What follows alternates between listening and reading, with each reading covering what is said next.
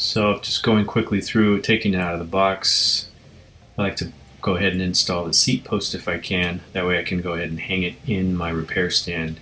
If depending how heavy the bike is, I may disconnect the front wheel that's connected to the bike, or I can just pick up the entire bike. As long as there's space to grasp the seat post, it's usually not a problem. Next step is just taking off all the packaging. So depending who's packaged it, it's either got little pieces of tape. Sometimes that tape is in the worst spot because you want to get in there with your finger. That way I don't have to use a tool or a knife. If you're using a knife, there's always the potential of scratching the frame or the paint, stuff like that. This is a Raleigh bike, so they used Velcro, which tells you right away that the quality is much different. I guess you could say it's a little higher or better in some cases. The Velcro with the thick white styrofoam. So you can actually reuse that Velcro if you need to. But right off the bat, I'm getting started with putting stuff together. Usually start with the handlebars. So in this case, the handlebars and the stem are all one unit. Being more particular, this is actually welded as one piece, handlebar to stem. And then we're just installing it. And then not worried about a headset adjustment at all. Just want to get things together. Handlebars don't have to be completely straight. We're just getting things together, lightly tighten the bolts. Other things that we're going to be putting on there kind of systematically. So if there's a fender, trying to get the fender in there first, then we get the wheel. In this case, the front rack is connected down at the fork, but it also has another bracket that's going to be connected and sharing the same bolt that's used for the brake caliper.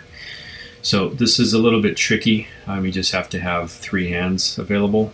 I'm joking, I use 2 hands, but every finger is doing something because you kind of hold everything together, get your bolt through, trying to line your brake, trying to line your washers, trying to line the bracket as well, the bracket for the rack as well as the bracket for the fender. So you're doing quite a bit right there, but not impossible. And usually I'm trying to show you how to do things working by yourself. So a lot of stuff's getting together. We just tighten bolts loosely, stand back, take a look, make sure everything looks decent, and then go from there. So here we're just tightening the bolts, the lower rack with those. You can use grease on the threads or a thread locker. I tend to go grease. There should be a washer there. And tighten that up. It's probably going to be anywhere from 5 to 8, 9, 10 millimeters. Just use common sense when you're doing that. The fender itself is slotted, so you can slide that up or down. That way it's not rubbing the top of the tire. So you're sliding that up. And there's one hole for the bike rack, so that one's an easy fix right there. And then you have the brake caliper. That could be pivoted, rubbing the side of the wheel one side or the other, so you just got to straighten up your caliper when it comes to that. If that brake caliper moves too easily when you shift it, pivot it left or right, then just retighten it from the back of that fork, get that secured. And I'm wiping down, just getting any fingerprints, any excess grease off of there. That way you're not making a big huge mess, spreading that grease everywhere.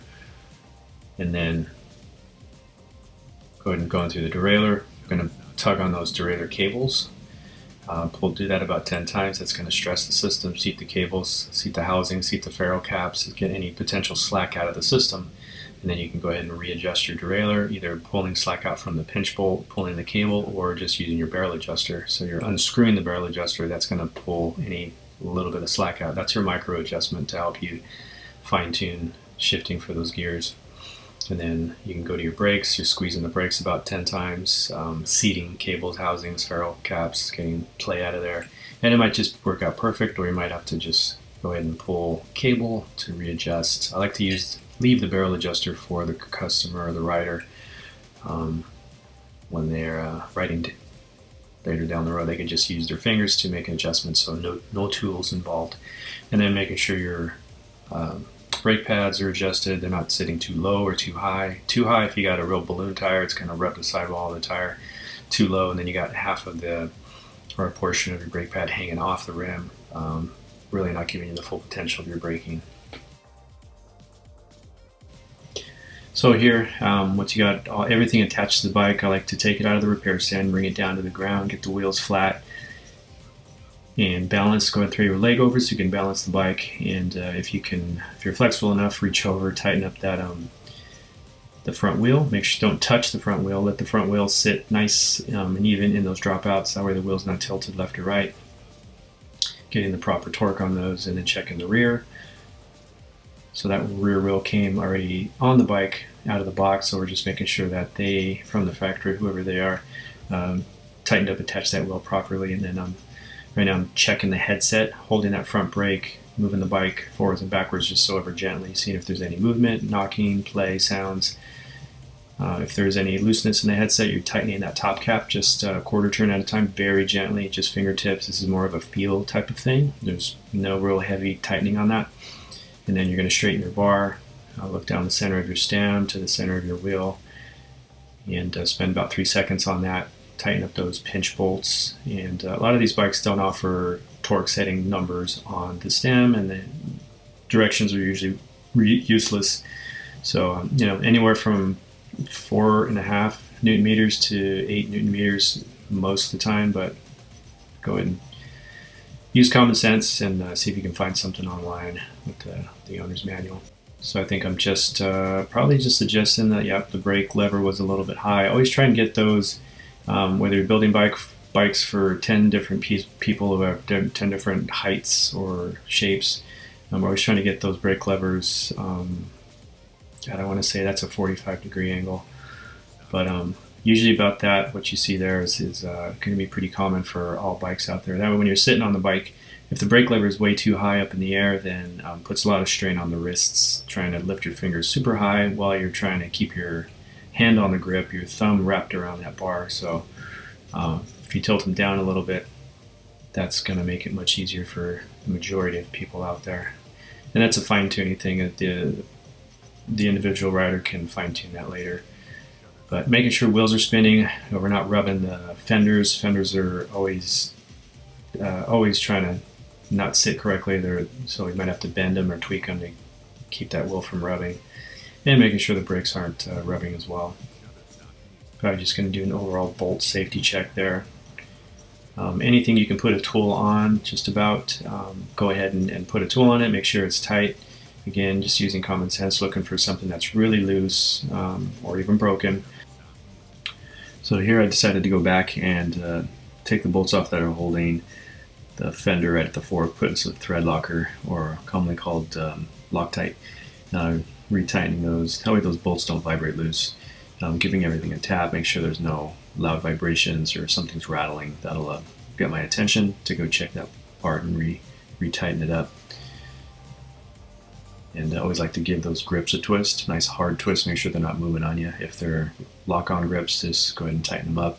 If they're slip-on grips, you may have to slide them off, clean up whatever's making them slippery, and then use some isopropyl alcohol to clean them, and then also to reinstall them if they're a slip-on style. Don't forget your saddle. That's always a missed part right there. I got one bolt up there. And then with these, the air pressure, if there's a range, I tend to go on just the low range, unless I know that bike's going to somebody who's weighs quite a bit, or they're carrying a heavy load. The cheaper or less expensive the bike, I might tend to err on a lower air pressure.